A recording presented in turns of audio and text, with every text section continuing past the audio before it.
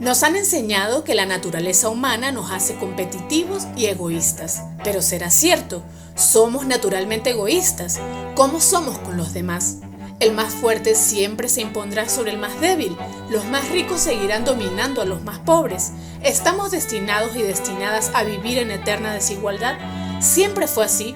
¿Siempre lo será? Pensando en común. ¿Somos egoístas por naturaleza? A la larga y feroz historia de la lucha de clases la han sostenido diferentes relatos que explican la naturaleza humana. Y durante esa larga historia, estos relatos han terminado instalándose en el imaginario colectivo como si de verdades eternas se trataran. Pero ¿cuáles son esos relatos? ¿Quiénes los han creado? Es importante saber que estos relatos e ideas han terminado moldeando la forma en que entendemos desde la ciencia, la política, la economía, la religión y hasta la cultura, es decir, la forma en que vivimos y nos relacionamos. ¿Y en qué contexto se da? En un contexto en el cual la ideología burguesa del individualismo, de la agresividad, de la lucha de todos contra todos, de la prepotencia de las naciones más poderosas, de la visión occidentalista, eurocéntrica, del desprecio de los pueblos, del desprecio de lo colectivo. Esta ideología era una parte sustancial, digamos, de la concepción capitalista. De la creación a la evolución. Antes del siglo XIX, los biólogos naturalistas europeos tenían la idea de la fijeza e inmovilidad de las especies. No creían en la evolución, todo era creado por Dios. Pero luego, al inicio del siglo XIX, al aparecer la filosofía zoológica, se demostró que las especies sí se transforman, adaptándose al medio que les rodea. A mediados del mismo siglo, los mecanicistas confirman que la naturaleza de los seres vivos era la de producir organismos cada vez más complejos.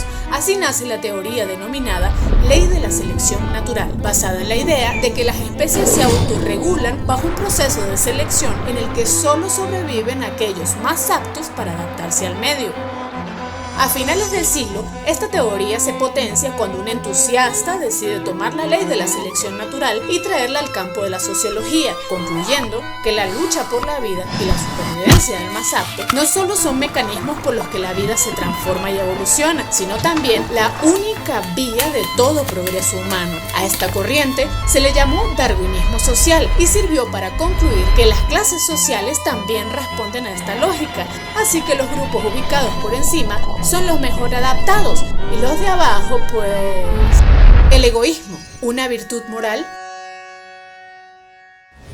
No solo los biólogos sostuvieron estos relatos a partir del estudio de las especies y la genética.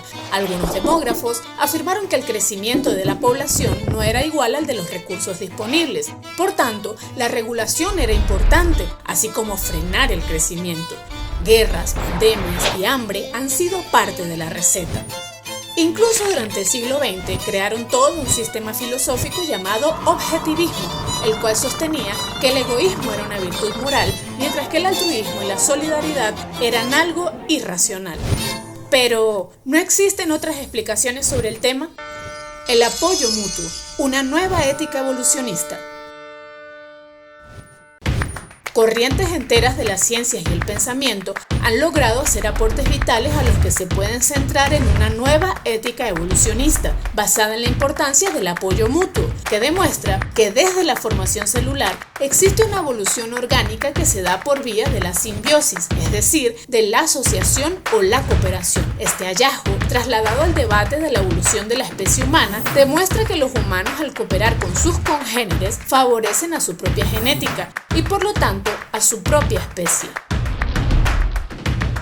La ayuda mutua es un componente esencial y es el componente fundamental. Esa lucha está supeditada a la cooperación, está supeditada a la ayuda mutua, está supeditada al acuerdo, a los diálogos, a las alianzas, a los pactos. La solidaridad, rasgo de las especies más aptas. Asumiendo las bases de la teoría simbiogenética, algunas y algunos sociólogos e historiadores han sostenido que a través del trabajo cooperativo, la especie humana evolucionó en sus funciones biológicas, desarrollando tecnologías y logrando transformar su entorno. Otros pensadores agregaron que para la evolución del Homo habilis, lo más determinante no fue la perfección de la tecnología, sino la solidaridad. El dar y recibir es también lo que nos hizo humanos. A la sentencia de la sobrevivencia del más apto, se debe agregar que las especies más aptas son las más solidarias. El deber con la especie.